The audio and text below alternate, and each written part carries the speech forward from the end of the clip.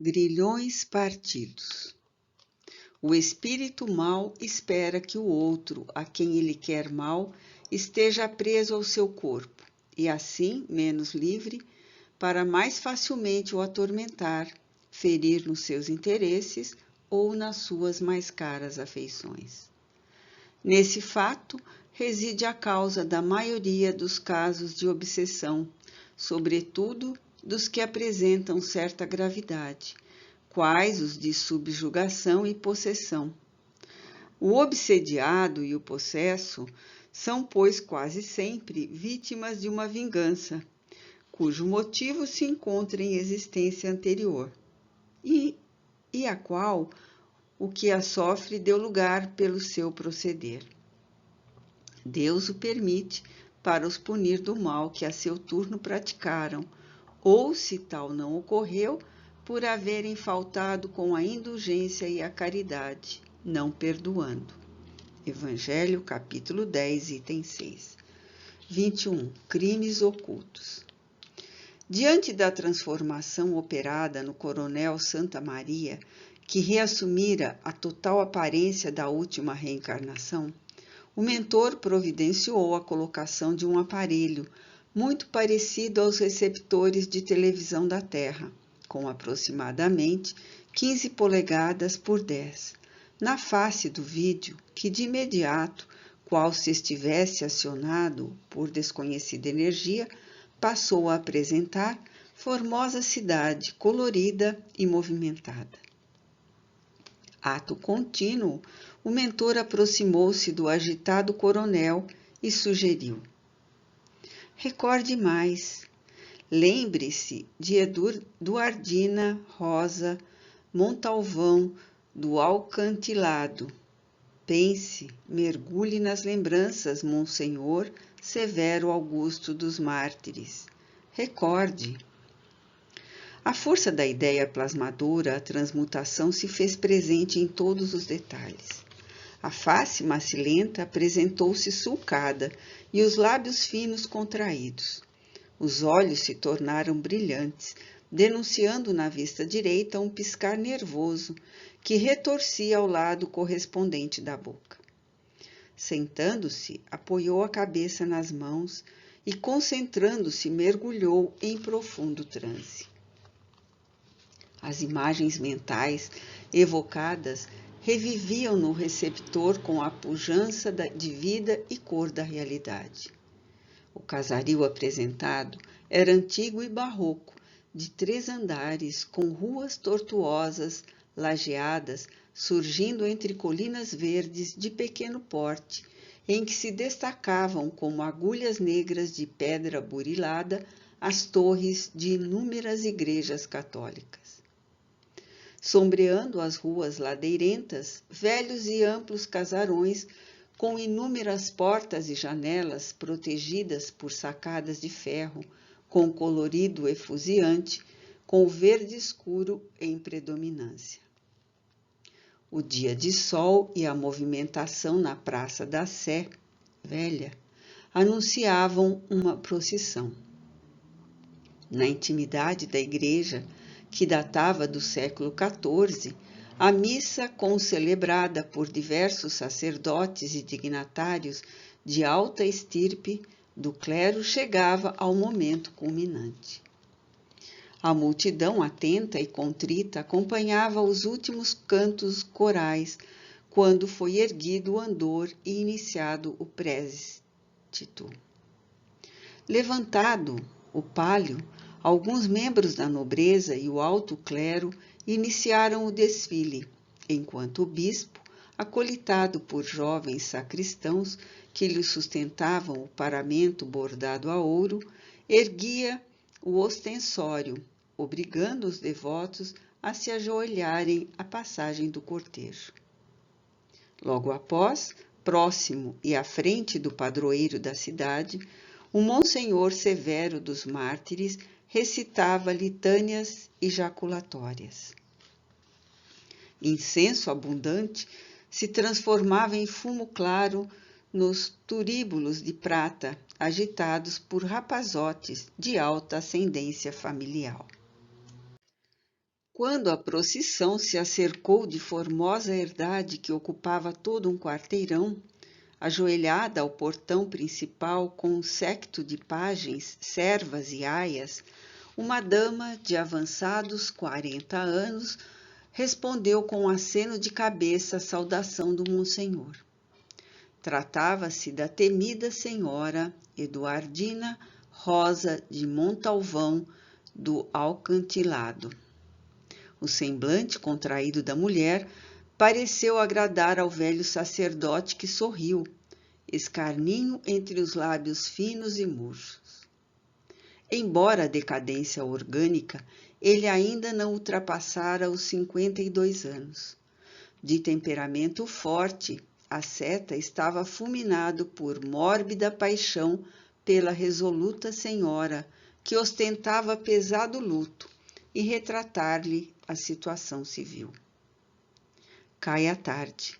O sacerdote tem nas mãos pequeno papel dobrado com o lacre e o sinete de identidade. Abre-o e o lê com sofreguidão. Imediatamente toma a capa negra, atira-a nos ombros, coloca o chapéu de largas abas à cabeça e sai agitado.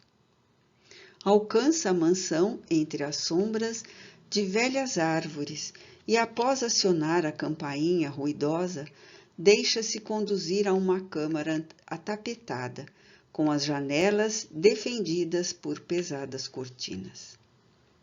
A serva pede-lhe sentar-se quando sai a avisar a ama. Suave claridade azulada se derrama de um candeeiro de opalina sobre o consolo de madeira trabalhada. O mais são as sombras da noite em vitória no céu, piscando estrelas e o silêncio em volta.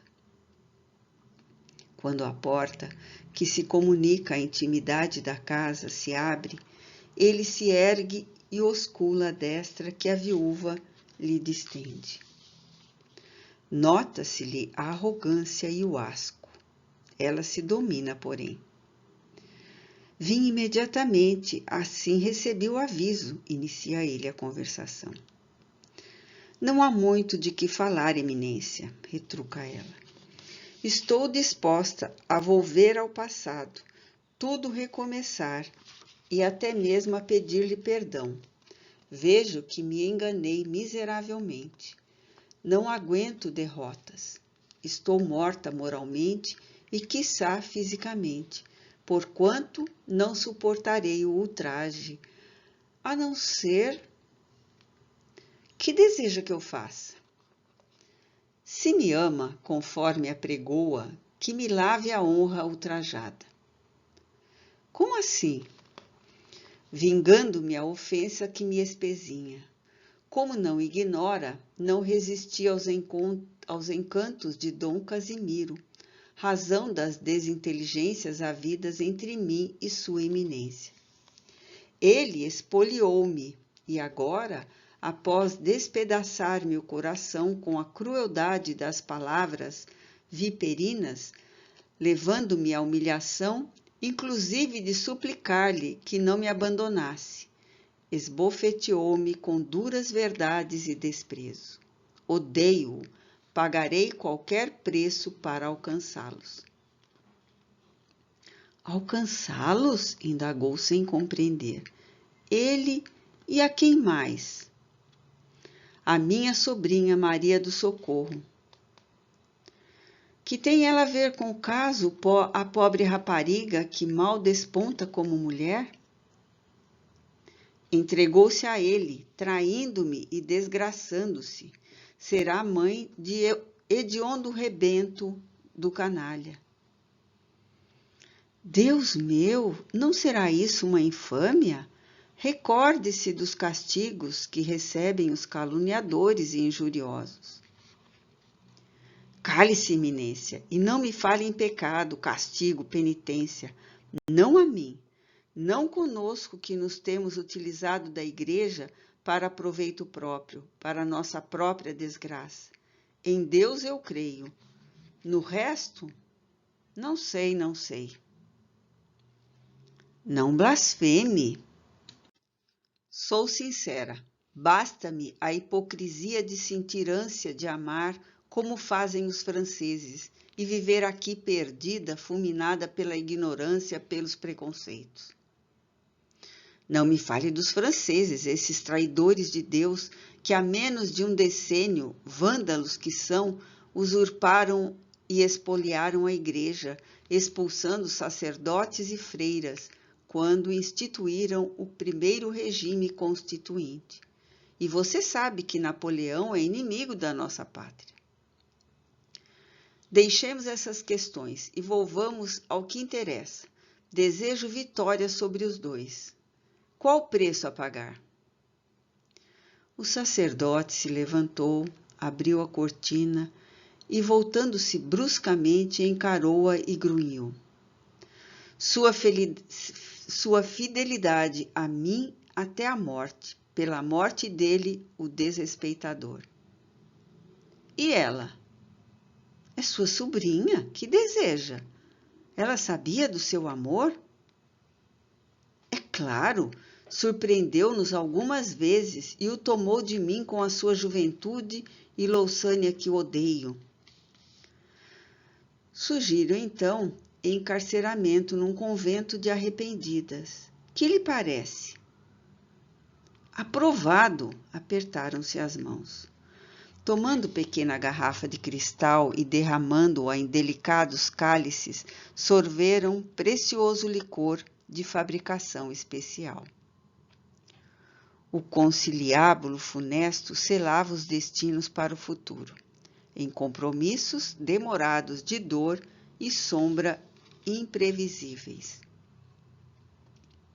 Nesse momento, Bezerra, que dirigia as lembranças do coronel Santa Maria, como o vice ofegante, recorreu aos passes de reequilíbrio e fez que cessassem as lembranças, deixando-o, no entanto, despertar. Acercou-se de Matias e sugeriu: recorde, Casimiro, lembre-se de quando lhe chegou a precatória para apresentar-se ao tribunal. Sim, foi como aconteceu. Revivendo as ocorrências pretéritas, passou a projetar no aparelho sensível as imagens retidas no inconsciente enquanto se retorcia.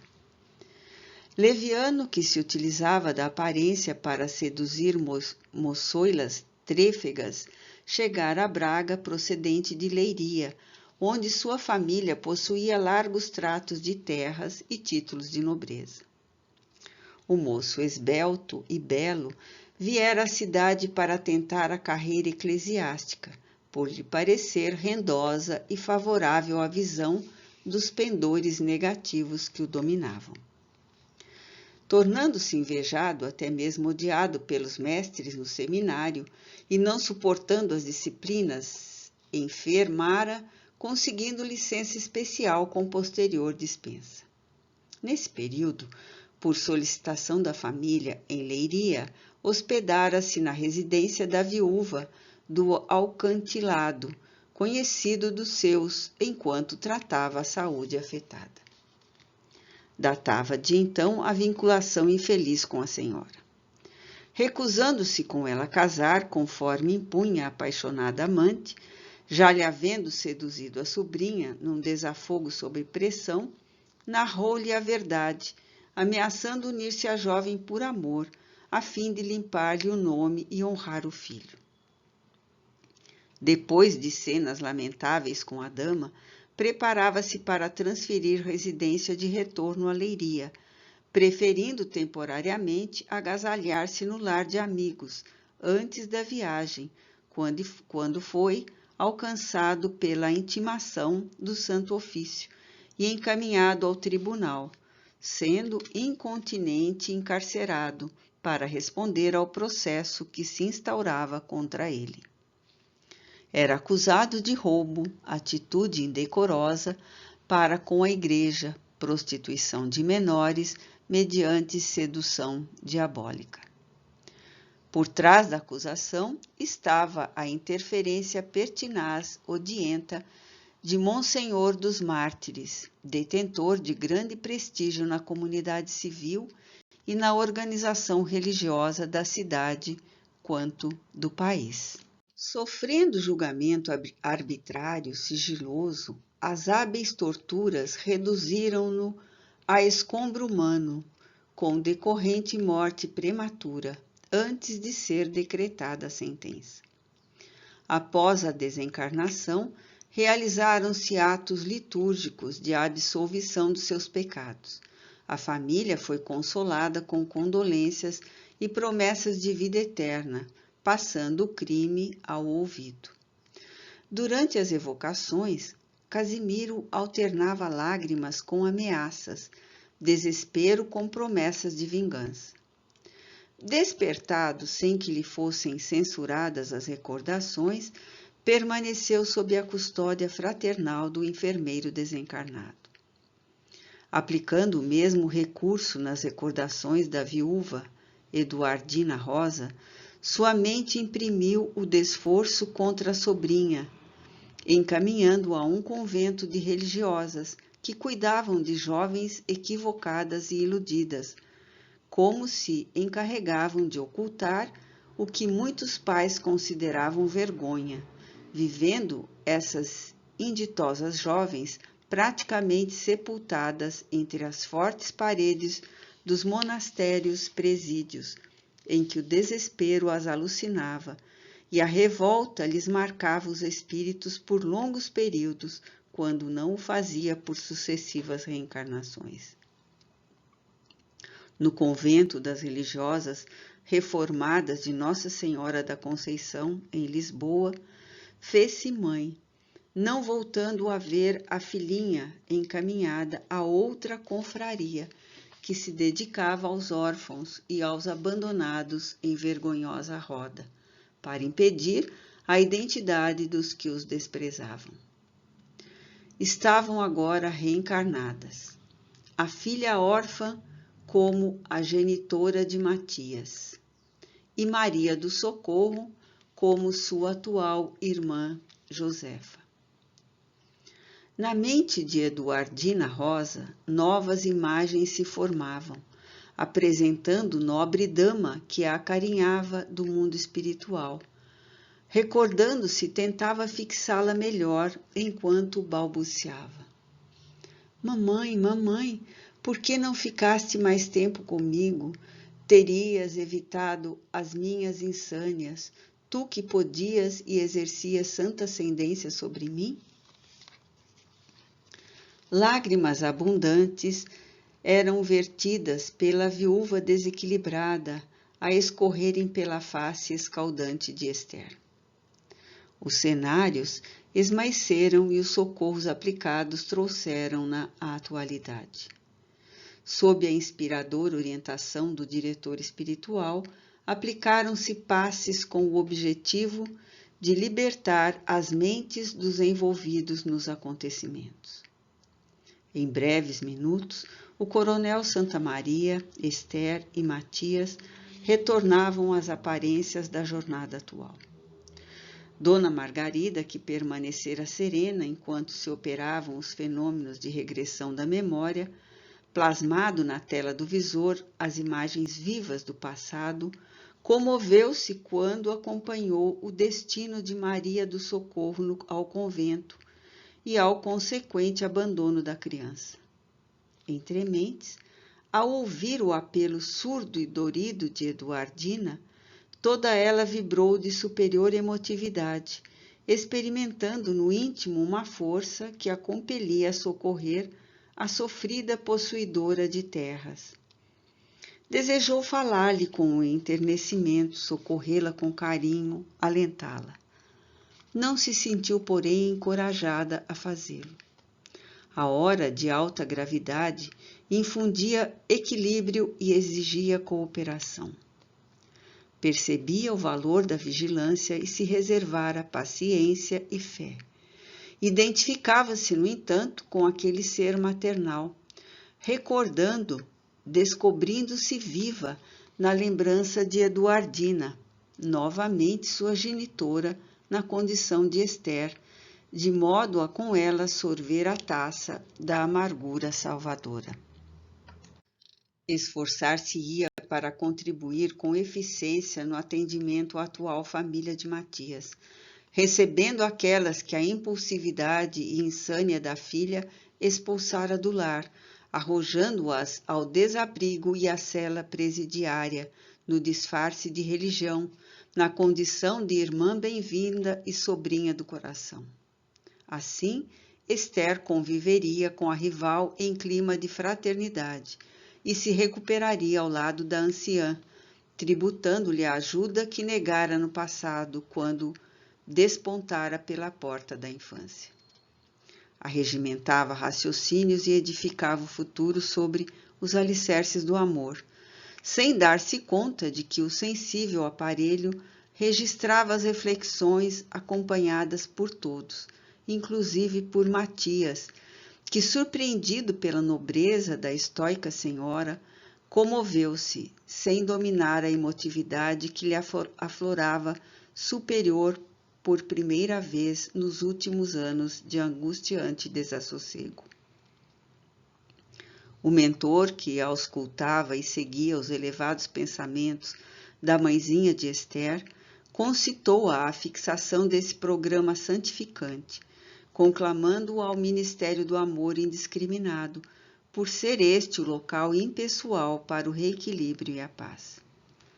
Confirmou-lhe a identificação com a senhora na existência passada e considerou a justeza das leis que reúnem os implicados nas tramas dos destinos, para que refaçam a vida, dispondo de todos os recursos, inclusive das vinculações familiares, de modo que as dependências emocional, afetiva, física, econômica criem os vínculos para o reajustamento e o perdão na pauta da ascensão vitoriosa para Deus. Numa análise mais profunda, asseverou o mentor, constataríamos que o mesmo grupo procede de outros tipos de experiências que engendraram os reencontros nos quais fracassaram há pouco, infelizmente. Desarmados naquela oportunidade para o entendimento fraterno, capaz de transformar cupidez em renúncia, concupiscência em castidade moral, presunção em simplicidade, mergulharam nas águas turvas da desdita, utilizando-se da astúcia e do despudor, da vindita e da traição, com que agora são despertados para novas arremetidas, que devem conduzir com as ferramentas da mansuetude da abnegação. Caminho longo todos deveremos percorrer ainda, antes do encontro com a felicidade almejada. Nesse trilhar contínuo, iremos desfazendo os erros e gravames deixados à orla da estrada, simultaneamente semeando flores de alegria e plantando ações de beneficência que nos servirão de fiadores para os propósitos acalentados de santificação. Fez uma pausa oportuna, que a todos ensejava maior apercebimento do conteúdo das lições há pouco aprendidas e das palavras que fixávamos para a posterior reflexão. Quem se pode considerar vitorioso antes de lograr o último passo numa jornada?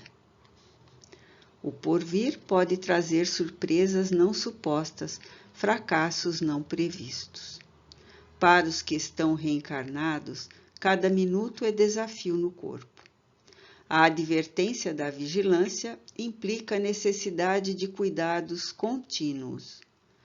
Um pensamento consolador, uma ideia deprimente, uma lembrança feliz, um apego que ressuma no instante da desencarnação, marcam a aflição ou a serenidade no ato da passagem de um para o outro estado da vida, influindo consideravelmente no comportamento do recém-chegado ao mundo espiritual.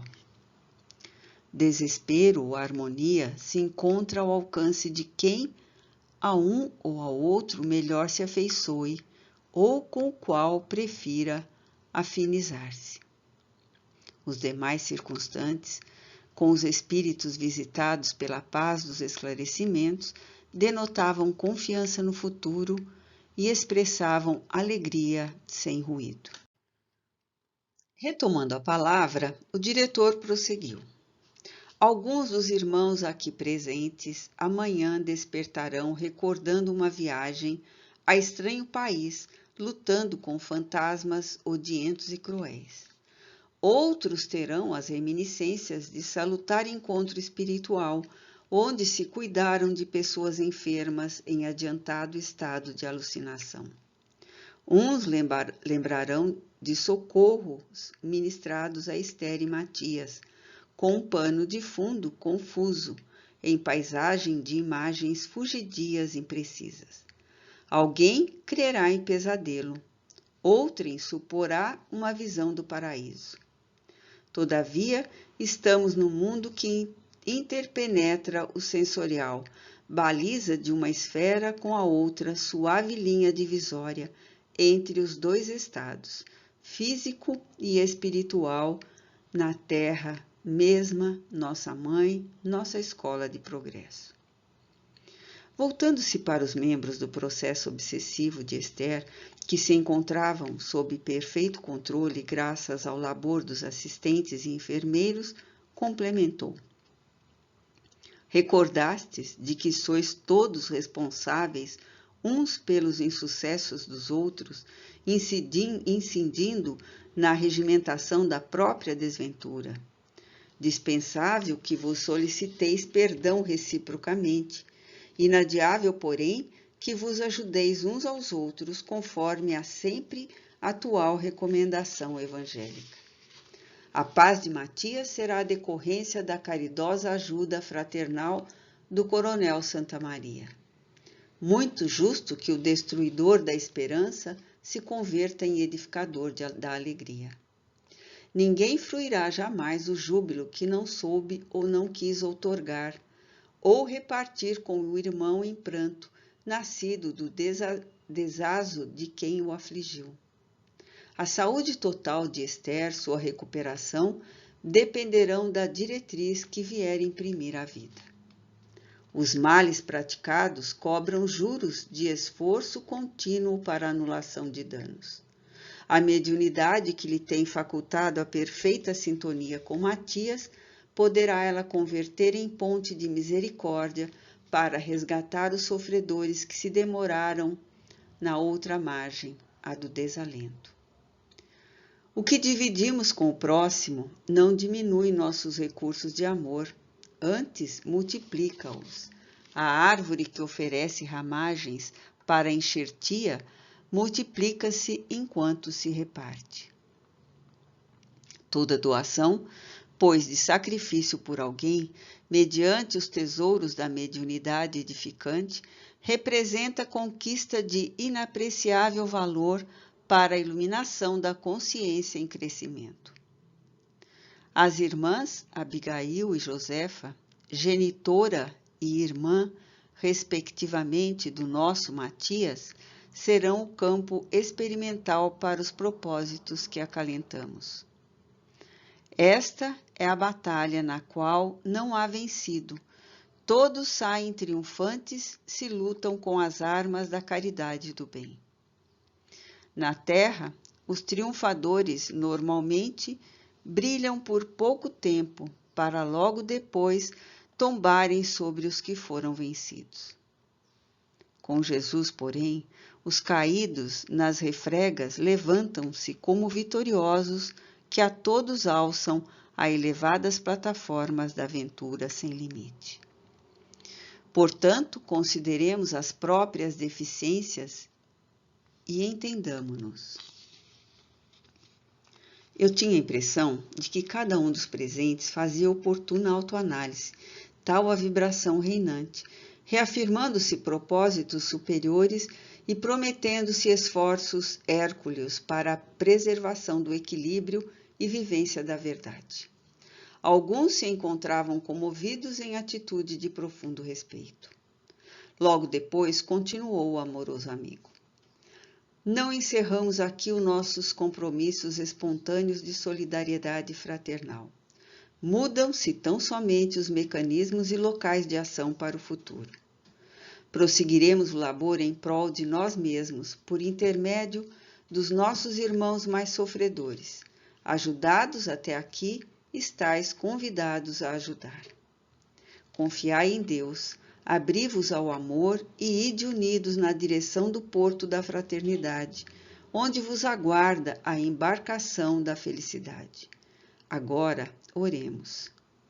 O mentor, com voz clara e comovida, agradeceu a Jesus e a Deus as concessões luminescentes da noite, enquanto dúlcidas vibrações de paz e esperança nos penetravam, transformadas em acordes suaves de uma melodia angélica, parecendo provir de muito longe, alcançando-nos a acústica da alma com musicalidade inesquecível.